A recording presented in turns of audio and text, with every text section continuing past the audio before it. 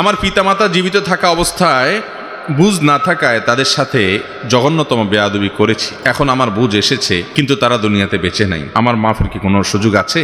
ভেড়া আমার, যারা মা বাবাকে হারিয়ে ফেলেছেন, কদর করতে পারেন নাই, এখন আফসোস হচ্ছে, আপনাদের জন্য করণীয় আছে। বাবা মায়ের প্রতি যদি কেউ সদাচরণ করতে চায়, তাহলে বাবা মার মৃত্যুর পর বাবা মা যাদের সাথে চলাফেরা করতেন, তাদের সে বন্ধু বান্ধব, তাদের যে আপনজন, তাদের সে প্রিয়জন, তাদের সাথে বাবার মতো আচরণ করবেন।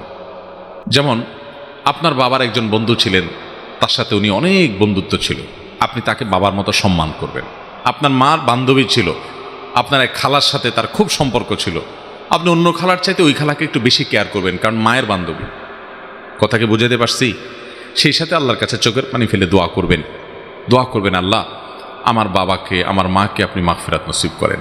খুব দোয়া করবেন, চেষ্টা করবেন তো ইনশাআল্লাহ। আল্লাহ তাআলা আমাদেরকে এই নেয়ামতকে সময় থাকতে কদর করার তৌফিক দান করুন।